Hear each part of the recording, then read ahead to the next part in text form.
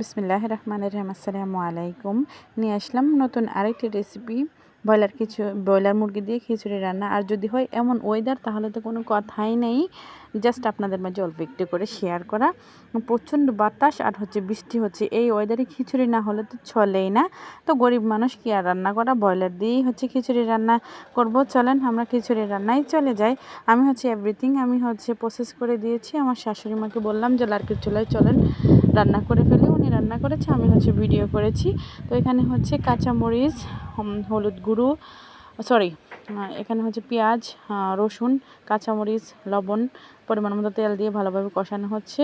আর আদা রসুন বাটা অ্যাড করে নেওয়া হয়ে গেছে। দেন এখন হলুদ গুঁড়ো, মরিচ গুঁড়ো, ধনিয়া গুঁড়ো অ্যাড করে নেওয়া হয়ে গেছে। সামান্য পরিমাণ পানি অ্যাড করে মশলাটাকে ভালোভাবে কষিয়ে তারপর মাংসগুলো এখানে অ্যাড করে নেওয়া হয়ে গেছে।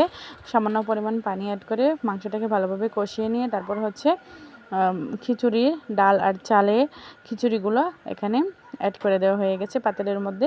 ভালোভাবে নেড়েচেড়ে একটু ভুনে তারপর পরিমাণ মতো পানি অ্যাড করে দিয়েছি। কারণ মারা পানি মেপে নয়, আমরা পানি মেপে দিই, ওনারা আন্দাজ করে পানি দেয়, এটাই পারফেক্ট হয়ে যায়। তো আমরা পারি না।